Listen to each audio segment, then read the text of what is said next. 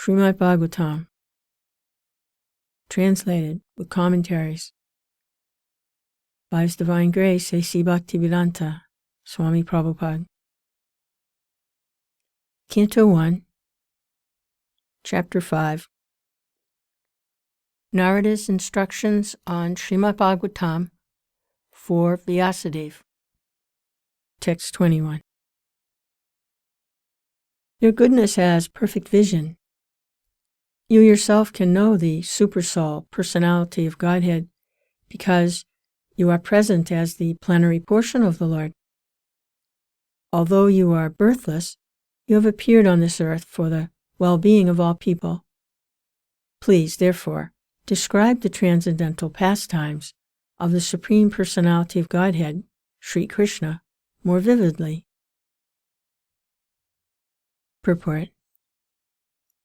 Srila Vyasadeva is the empowered plenary portion incarnation of the Personality of Godhead, Sri Krishna. He descended by his causeless mercy to deliver the fallen souls in the material world. The fallen and forgotten souls are detached from the transcendental, loving service of the Lord. The living entities are parts and parcels of the Lord, and they are eternally servitors of the Lord. All the Vedic literatures are, therefore, put into systematic order for the benefit of the fallen souls, and it is the duty of the fallen souls to take advantage of such literatures and be freed from the bondage of material existence. Although formally Sri Narada Rishi is his spiritual master, Srila Vyasadeva is not at all dependent on a spiritual master, because in essence he is the spiritual master of everyone else. But because he is doing the work of an acharya, he has taught by his own conduct that one must have a spiritual master, even though he be God himself. Lord Sri Krishna, Lord Sri Ram, and Lord Sri Chaitanya Mahaprabhu, all incarnations of Godhead, accepted formal spiritual masters, although by their transcendental nature they were cognizant of all knowledge. In order to direct people in general to the lotus feet of Lord Sri Krishna, he himself, in the incarnation of Vyasadeva, is delineating the transcendental pastimes of the Lord. Text 22. Learned circles have positively concluded that the infallible purpose of the advancement of knowledge, namely austerities, study of the Vedas, sacrifice, chanting of hymns, and charity, culminates in the transcendental descriptions of the Lord, who is defined in choice poetry. Purport. Human intellect is developed for advancement of learning in art, science, philosophy, physics, chemistry, psychology, economics, politics, etc. By culture of such knowledge, the human society can attain perfection of life. This perfection of life culminates in the realization of the Supreme Being, Vishnu. The Shruti, therefore, directs that those who are actually advanced in learning should aspire for the service of Lord Vishnu. Unfortunately, persons who are enamored by the external beauty of Vishnu Maya do not understand that culmination of perfection or self-realization depends on Vishnu. Vishnu Maya means sense enjoyment, which is transient and miserable. Those who are entrapped by Vishnu Maya utilize advancement of knowledge for sense enjoyment. Sri Narada Muni has explained that all paraphernalia of the cosmic universe is but an emanation from the Lord out of his different energies, because the Lord has set in motion, by his inconceivable energy, actions and reactions of the created manifestation. They have come to be out of his energy. They rest on his energy, and after annihilation, they merge into him. Nothing is, therefore, different from him, but at the same time, the Lord is always different from them. When advancement of knowledge is applied in the service of the Lord, the whole process becomes absolute. The personality of Godhead, his transcendental name, fame, glory, etc., are all non-different from him.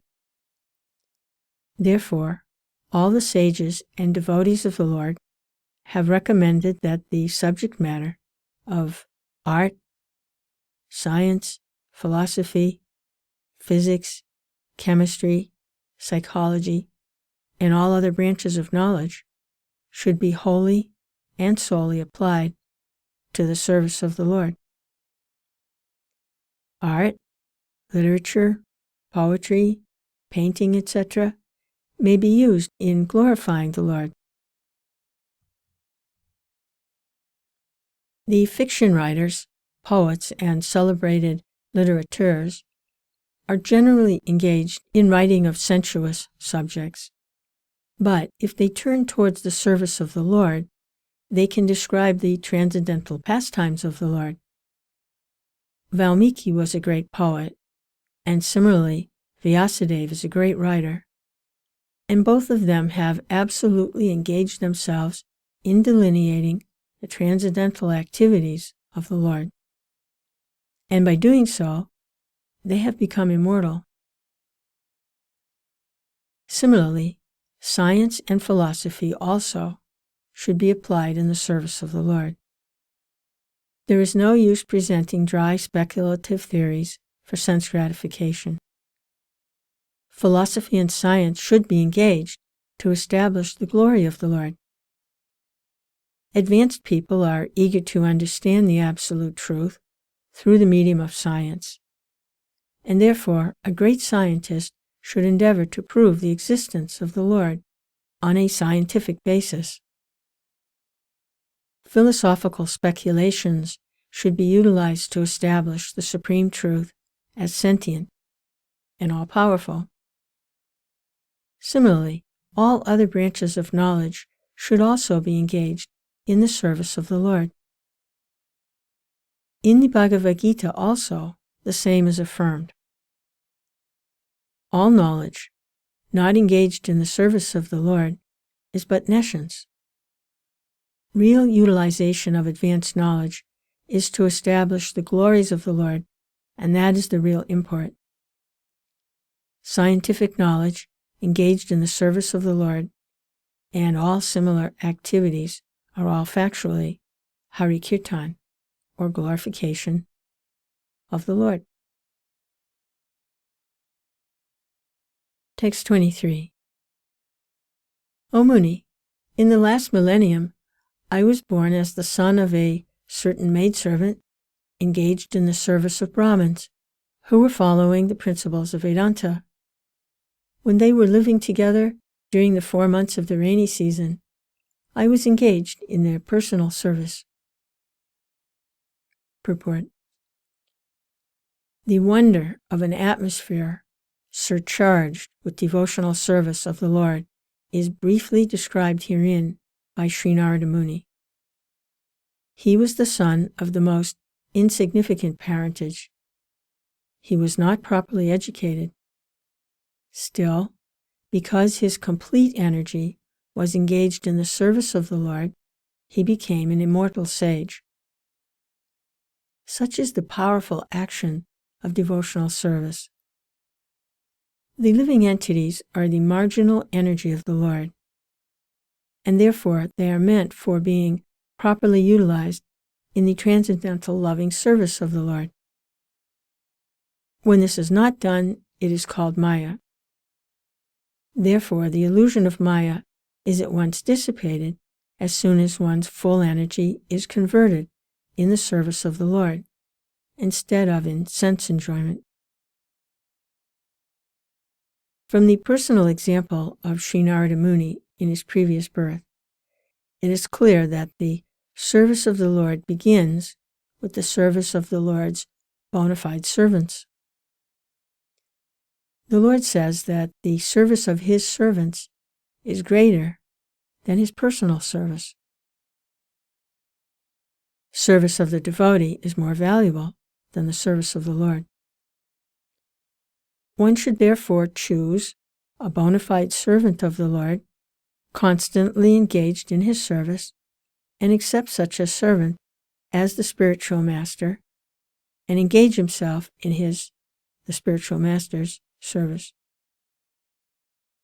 Such a spiritual master is the transparent medium by which to visualize the Lord, who is beyond the conception of the material senses. By service of the bona fide spiritual master, the Lord consents to reveal Himself in proportion to the service rendered. Utilization of the human energy in the service of the Lord is the progressive path of salvation.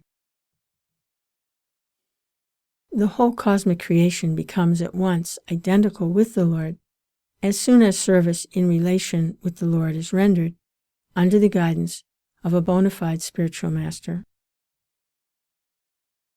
The expert spiritual master knows the art of utilizing everything to glorify the Lord, and therefore under his guidance the whole world can be turned into the spiritual abode by the divine grace of the Lord's servant.